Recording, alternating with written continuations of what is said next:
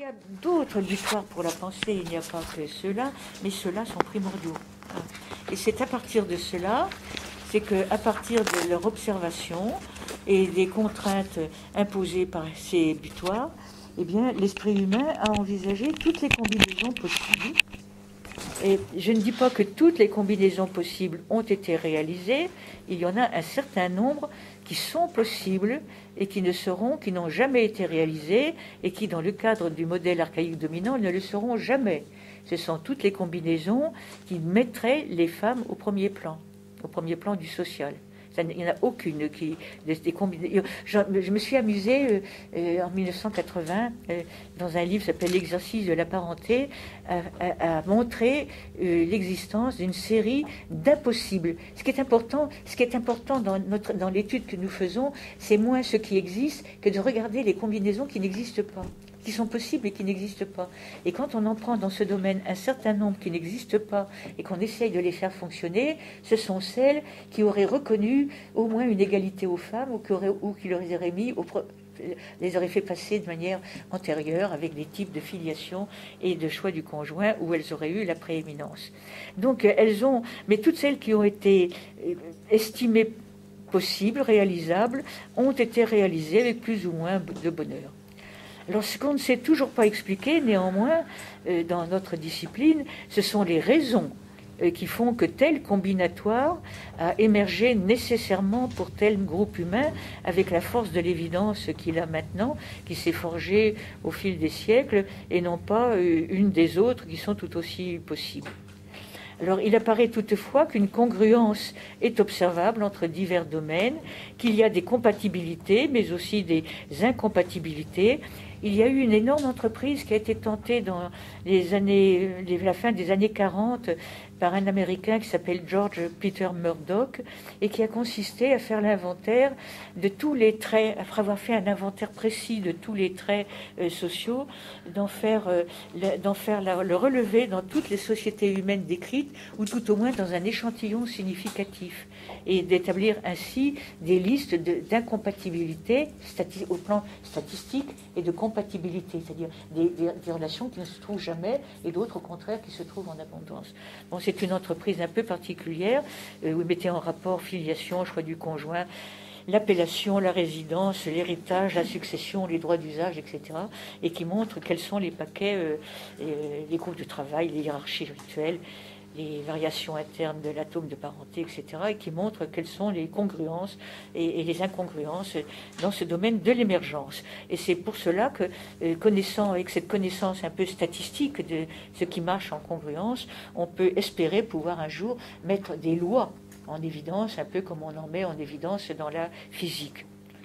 Mais ce qu'il importe de bien garder à l'esprit, c'est que ce type de fonctionnement, des butoirs pour la pensée, observables par l'humanité, des questionnements invariants que toutes les générations se sont posés et qu'on a continué de se poser par la suite des temps, une combinatoire obéissant à des lois, n'est pas seulement observable et démontrée dans ce domaine particulier de la parenté, mais dans tous les domaines de la vie sociale, ce qui en représente un immense champ, à déchiffrer.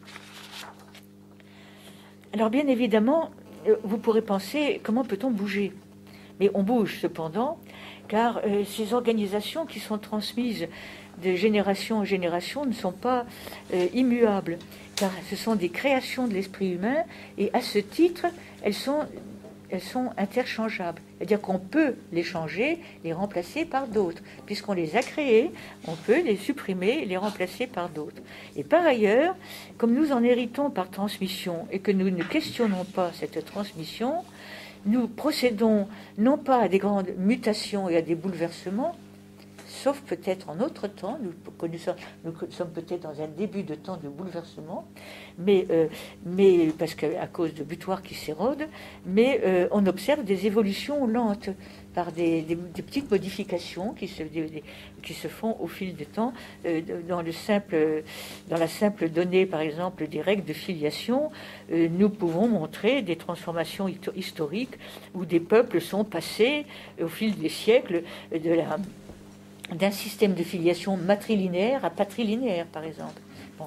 En revanche, ce n'est pas... Dans l'autre sens, non. Ça fait partie des... On n'a pas d'exemple où on passe de la patrilinéarité à la matrilinéarité. Ça fait partie de ces impossibles. Alors, mais on voit aussi des transformations se faire sous forme d'innovation, sous l'influence d'actions collectives. C'est ce qu'on voit effectivement de nos jours. Alors, un grand nombre d'agencements par combinatoire des données brutes, je dirais qu'elles sont dans le domaine du possible, logiquement, mathématiquement, dans le ciel des idées. Rien de ce qui n'apparaît dans l'esprit humain n'est impossible. Il était déjà là, il existait potentiellement, mais personne n'y avait jamais pensé. Bon. Donc dans ce champ des possibles, il y a à l'heure actuelle toute une série de choses auxquelles nous, ici, nous n'avons jamais pensé. Et peut-être que dans 300 ou 400 ans, nos descendants se diront « Comment se fait-il qu'au XXIe siècle, ils n'aient pas eu l'idée, ils n'aient pas pressenti ça ?» Et c'est là déjà, mais nous ne pouvons pas le pressentir.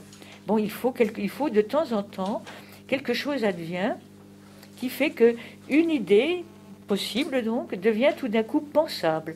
Elle devient pensable par quelqu'un à un moment de l'histoire. Elle devient pensable par quelqu'un...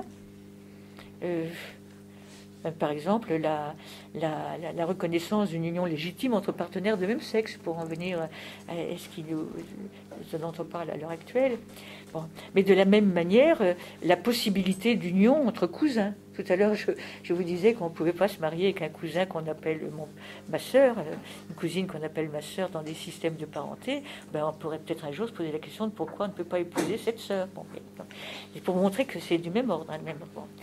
Alors, donc, ces faits qui deviennent pensables, ils deviennent pensables pour quelqu'un qui est considéré comme un iconoclaste, qui généralement est très mal vu, très très mal reçu. Bon.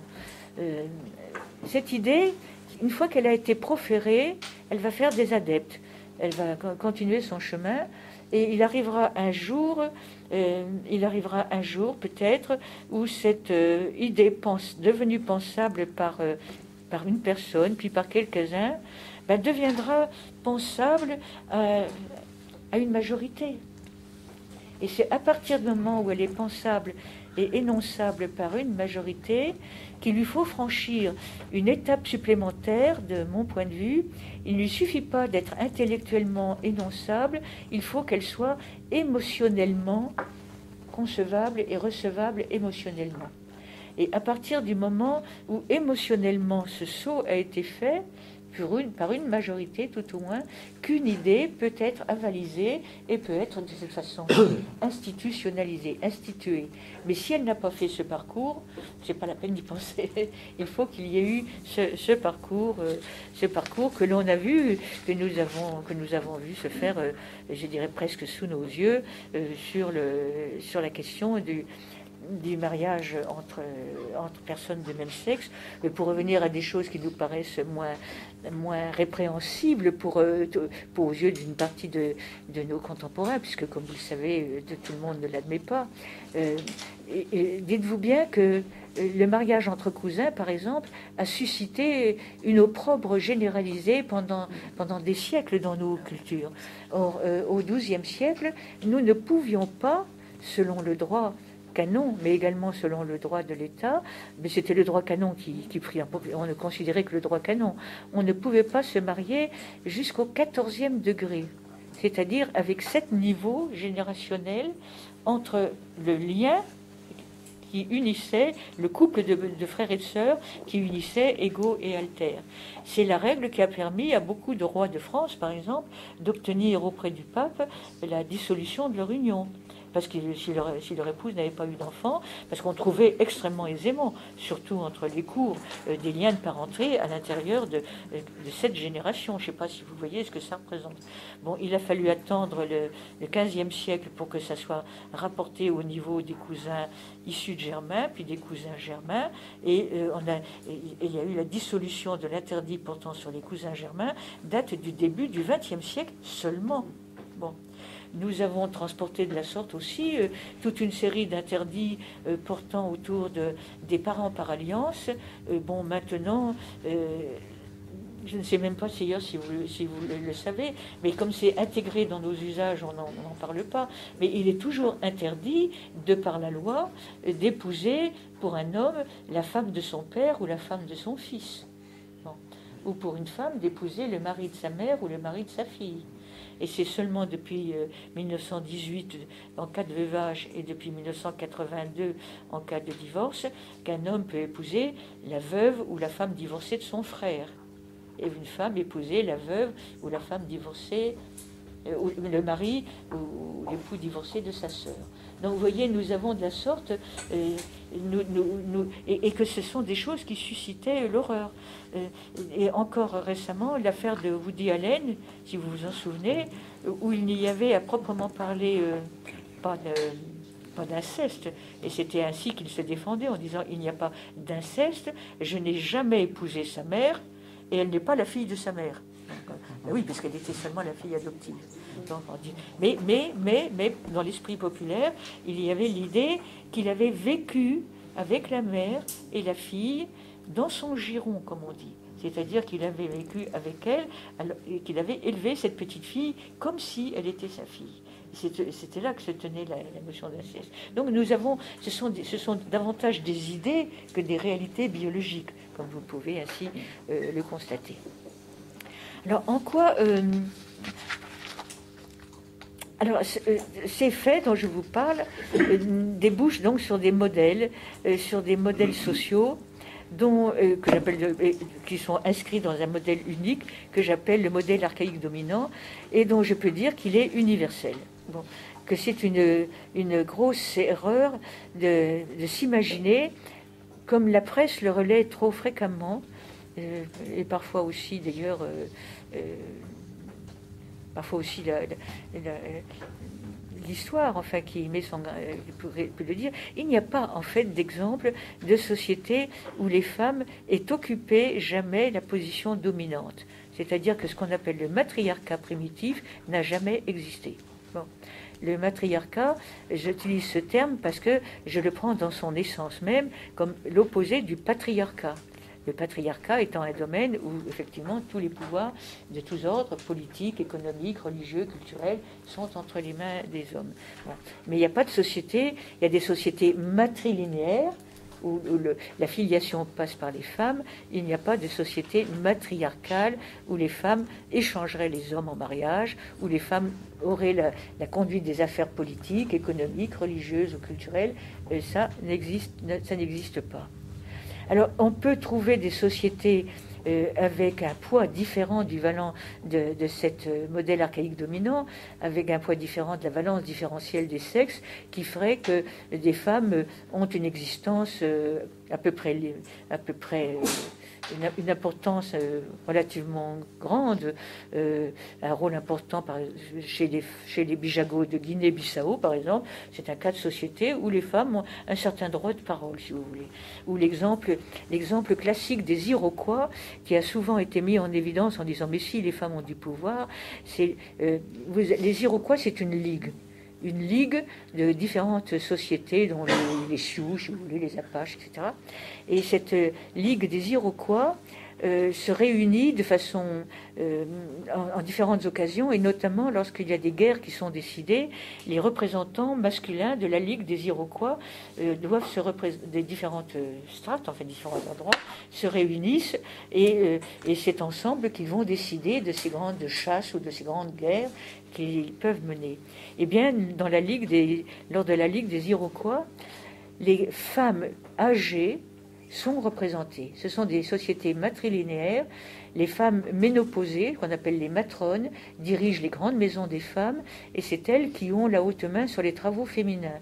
Et si elles ne sont pas d'accord avec la guerre que veulent mener les hommes, elles peuvent interdire aux jeunes femmes sous leurs ordres de les approvisionner. Bon. Alors, du coup, effectivement, elles jouent un rôle important, puisqu'elles donnent l'approvisionnement qui permet de partir à la guerre. Et donc, elles ont un représentant masculin au Grand Conseil de la Ligue des Iroquois. C'est-à-dire qu'elles peuvent jouer un petit rôle, parce qu'on tient compte quand même de cet avis, mais elles-mêmes n'y vont pas, elles ont un représentant masculin. Alors, ainsi donc, Claude Lévi-Strauss, lui, a écrit qu'il existait...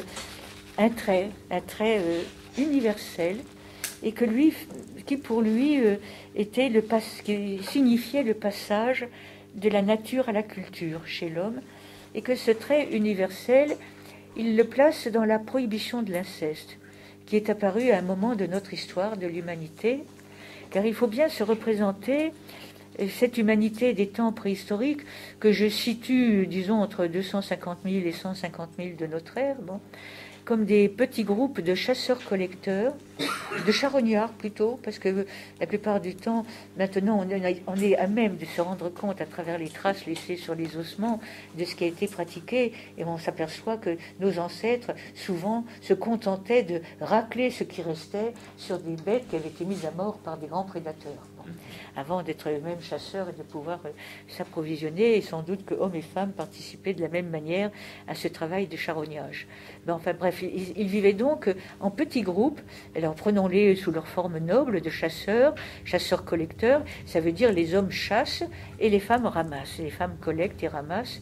Alors là aussi c'est vrai, ça correspond à des impératifs qui tiennent compte du fait que d'une idée de la sympathie entre les éléments, et qu'il y a des passages obligés entre le cosmos, le corps humain et les règles sociales, et que si les femmes perdent du sang et qu'elles fassent couler le sang d'un animal, ça risquerait par sympathie d'induire chez elles des hémorragies sans fin, et donc par attirance, par sympathie, ou au contraire des aménorrhées par répulsion, et donc en tous les cas une stérilité subjacente.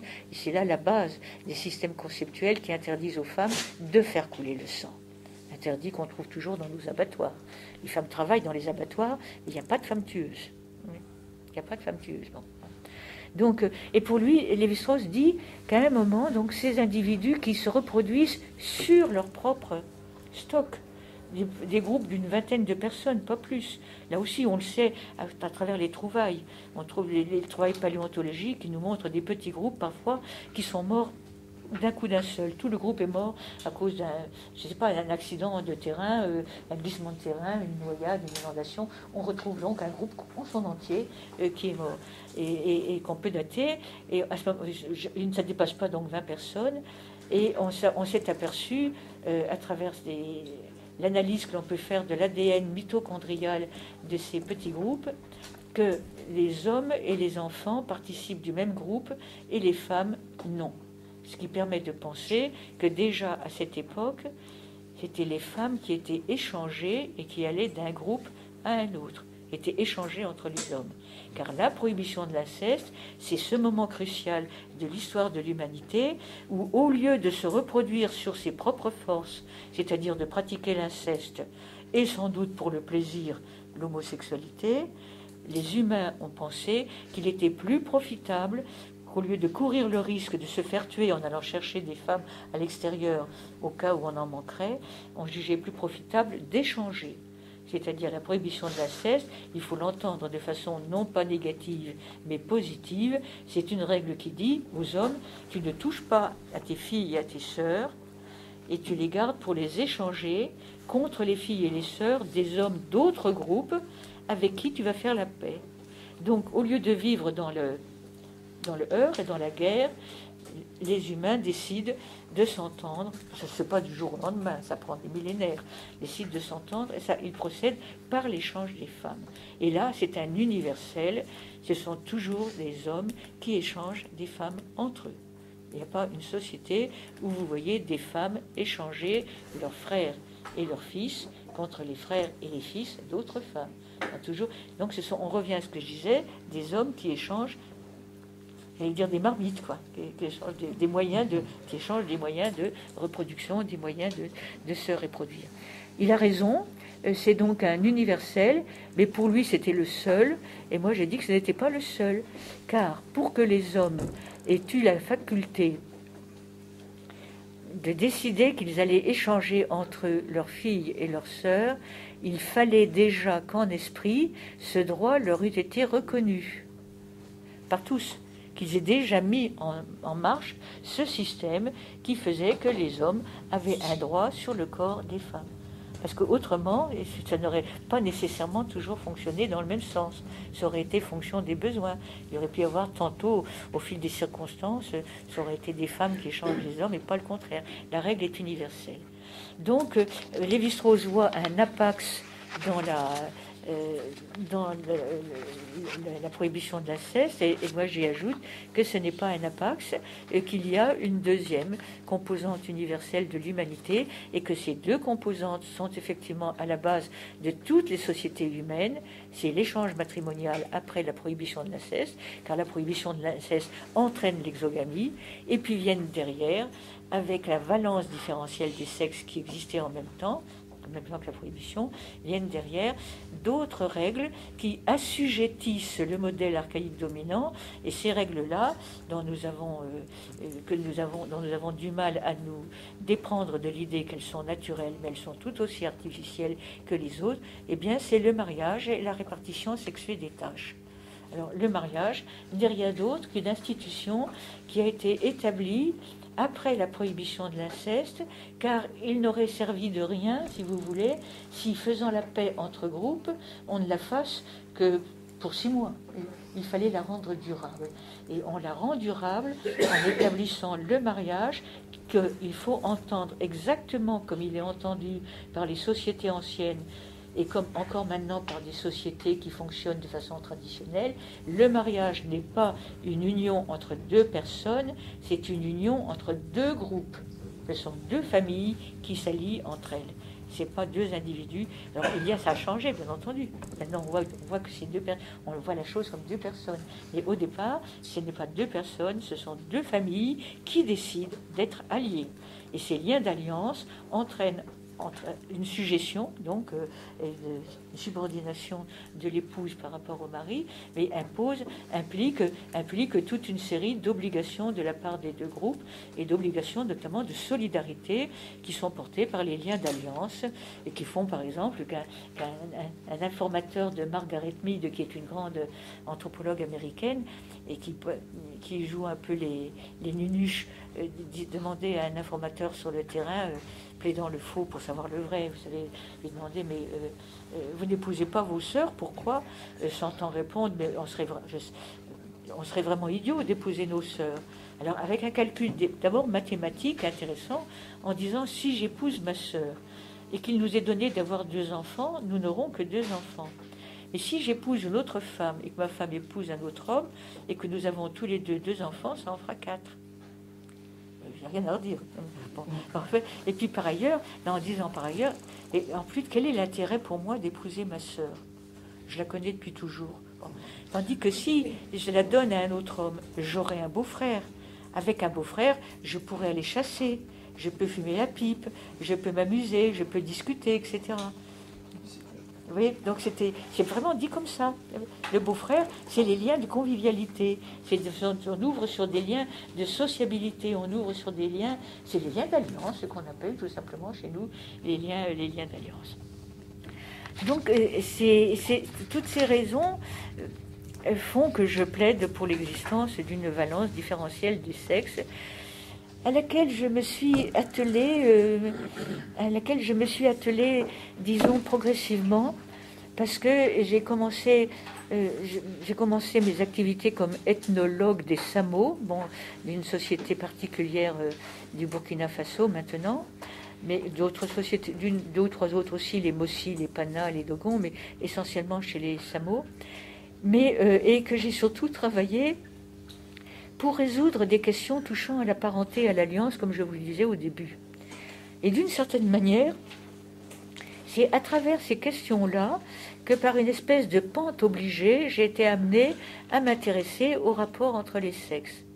Alors, il y avait d'abord le fait que je vous ai cité rapidement tout à l'heure, que dans ces appellations de parenté, cette chose un peu biscornue, vous savez, ce système où Ego appelle mes neveux et nièces les enfants de la sœur de son père, et appelle mon oncle et ma mère les enfants du frère de sa mère, l'ubiquité.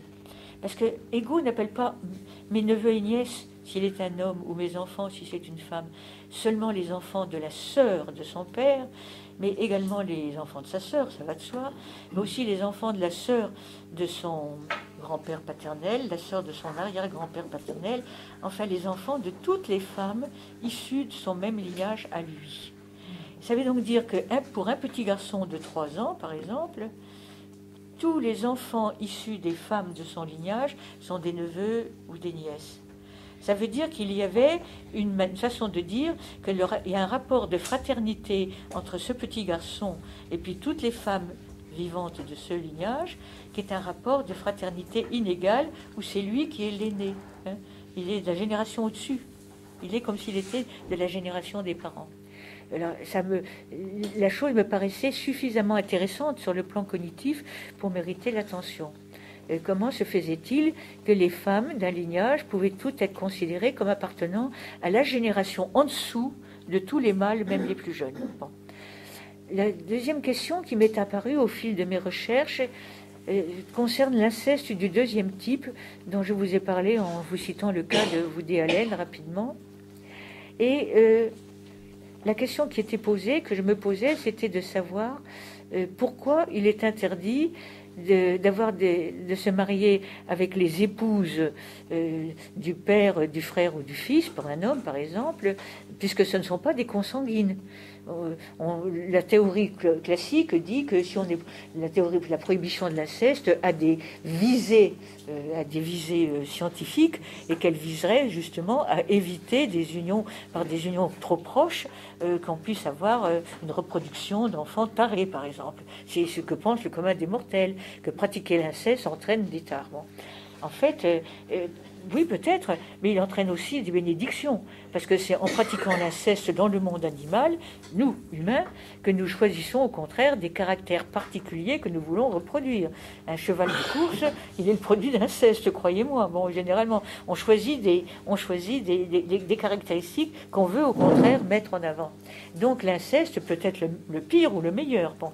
Donc c'est certainement pas la raison. Et plus vraisemblable, le plus intéressant encore, c'est de se dire quelle est la raison qui fait qu'on n'a pas le droit d'épouser un parent par alliance, puisqu'on n'a pas de rapport de consanguinité avec eux. Donc je m'intéressais à cette question, je ne vais pas en parler, c'est pas notre propos, mais cherchant s'il existait des textes, les textes les plus anciens qui parlent de ces questions, car les humains les ont mis sous forme de règles écrites extrêmement tôt. Je suis tombée sur des codes archaïques, des codes anciens, hittites, assyriens, babyloniens, etc. Un des plus anciens, un code hittite, énonçait par le menu toutes les interdictions faites à un homme, l'interdiction d'épouser un certain nombre de parentes. Ce n'est pas dit pour les femmes. Alors la réponse qui est généralement donnée à cette chose curieuse, qu'on dit toujours l'interdit pour un homme, c'est de dire ça ne vaut pas la peine de le dire deux fois. Car si je dis qu'un homme ne peut pas épouser sa sœur, c'est pas la peine de dire qu'une sœur ne peut pas épouser son frère. Vous voyez, et vous avez la même raison pour la totalité ou presque des cas. La réciprocité ou la symétrie, c'est deux choses différentes. La réciprocité ou la symétrie font qu'il n'est pas la peine de le redire. Oui, mais je trouvais quand même bizarre qu'on le dise toujours au masculin. Vous voyez, on le dit toujours au masculin, et c'est vrai que c'est pas la peine de le redire pour les femmes. Et puis dans ce code hittite, il y avait une interdiction donc pour un homme d'épouser la femme de son père, la femme de son frère et la femme de son fils, quel que soit vivant, qu'il soit vivant ou mort, le parent intermédiaire peut être totalement interdit. Très bien. Et venait une interdiction qui disait un homme ne peut pas non plus épouser en un même lieu les deux sœurs et leur mère. Et alors là, c'est une interdiction qui a fait couler beaucoup d'encre chez les spécialistes de cette époque, et notamment les historiens allemands qui travaillaient sur ces questions. Qu'est-ce que voulait bien dire cette interdiction pour un homme d'épouser les deux sœurs et leur mère, puisque rien ne dit qu'elles sont consanguines de cet homme. Pourquoi est-ce qu'on dit les deux sœurs et leur mère? Et c'est là où j'ai eu, à cause du fait, vous savez, les révélations, elles viennent du fait qu'on triture une même idée pendant longtemps et tout d'un coup ça vous saute aux yeux.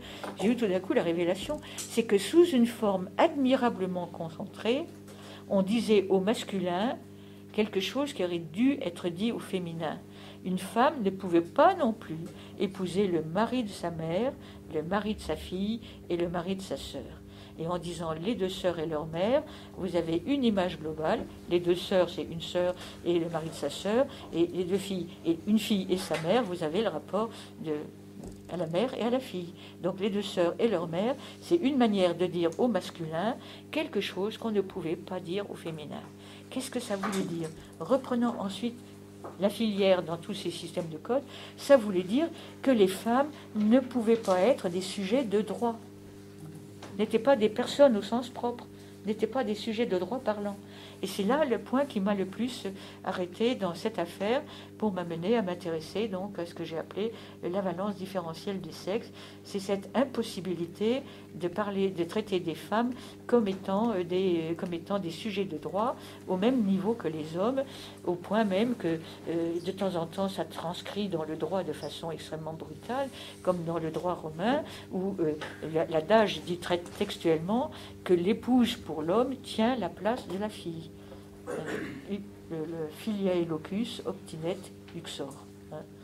C'est très exactement ça. Une épouse, c'est comme une fille. Une épouse dans la main de l'homme.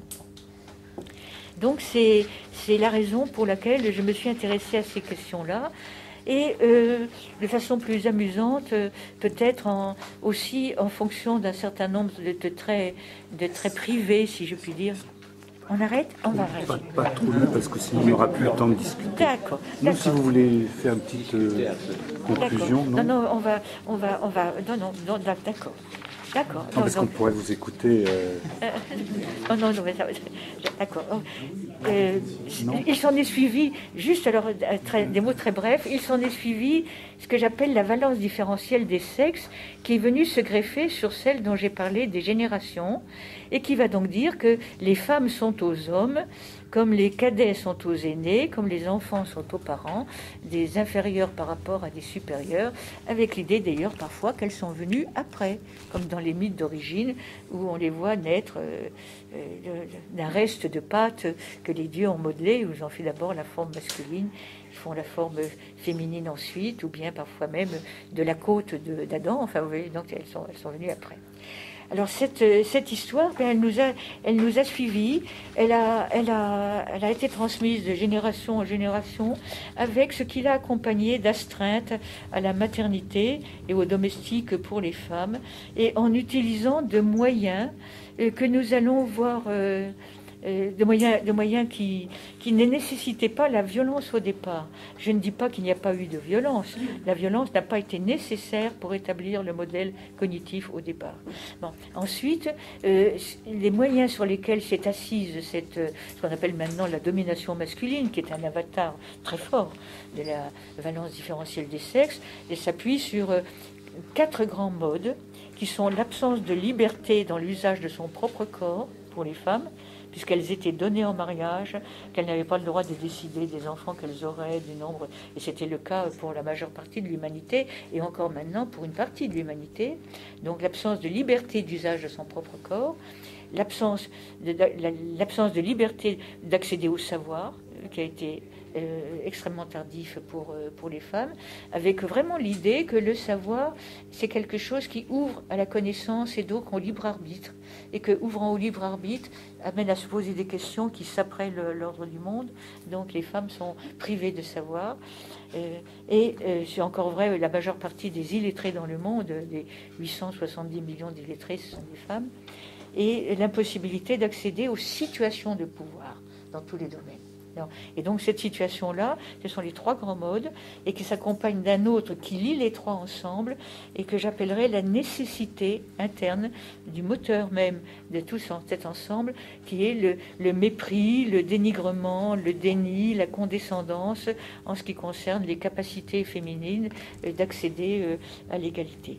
Et donc que ces modes-là, en fait, si vous y regardez de plus près, ce sont ceux qui sont à la base de tous les systèmes de domination qui ont existé de par le monde.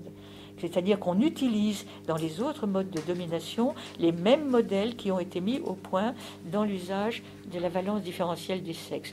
Vous trouverez également ces mêmes 3 privations accompagnées des jugements de valeur dans le cadre de l'esclavage, le rapport du maître à l'esclave, du colonisateur au colonisé, du patron à l'ouvrier, du riche au pauvre, enfin de tous les systèmes de domination que nous, ils utilisent toujours, ils s'appuient toujours sur ces mêmes modèles. Et c'est la raison pour laquelle attenter au modèle de la domination, de la valence différentielle des sexes, c'est attenter aussi à tous les autres. Et donc, je ne dis pas pour autant faire disparaître la notion d'hiérarchie elle a d'une certaine manière, comme je l'ai dit au départ, je boucle, il y a un rapport avec la néoténie de l'espèce et cette expérience que nous avons tous de la domination et de l'obéissance, mais ça serait vraisemblablement pas nécessairement toujours joyeux, mais ça serait plus la même hiérarchie. Alors, je pense effectivement que nous sommes arrivés en un temps où on voit, ce sera l'occasion de la discussion si vous voulez, où on voit disparaître, où on voit s'amoindrir, diminuer un certain nombre de butoirs pour la pensée. Il y a ceux dont je dis qu'ils n'ont pas du tout été érodés, touchés, la néoténie de l'espèce et le fait que les parents naissent avant les enfants, mais le fait qu'on puisse faire maintenant, même imaginer, rendre pensable la naissance d'enfants hors du corps humain, avec l'utérus artificiel. Bon. Mais simplement le fait de la fécondation in vitro, c'est quelque chose d'absolument énorme dans l'histoire de l'humanité. Bon, s'érode aussi la notion de la différence sexuée, et c'est la raison aussi pour laquelle un certain nombre de demandes ont vu le jour. Mais je pense je vais répondre maintenant plutôt, va rentrer plutôt dans le débat. C'était pour vous montrer la toile de fond, et qui fait que j'estime, pour ma part, que nous sommes entrés dans une période qui vaut celle du Paléolithique. C'est-à-dire que au Paléolithique, les humains avaient à construire le monde, à construire les sociétés, à construire le savoir. Ils ont fait tout ça. Et ils nous l'ont transmis, et nous vivons toujours dessus. Et nous l'avons un peu bougé, mais pas tellement. Et maintenant, parce que à cause de l'accroissement des connaissances, on attend à un certain nombre de ces irréductibles, de ce que l'on croyait irréductiblement naturel, on voit que nous sommes confrontés à un autre champ de possibles. Et c'est la raison pour laquelle je pense que nous sommes au début d'une ère qui ne prendra pas 200 000 ans comme ça l'a pris pour venir jusqu'à nous, qui se fera beaucoup plus rapidement, d'une ère, mais qui va nous voir basculer totalement dans un autre monde, un autre monde qui fondera le social et qui fondera nos représentations. Bien, je vous remercie beaucoup.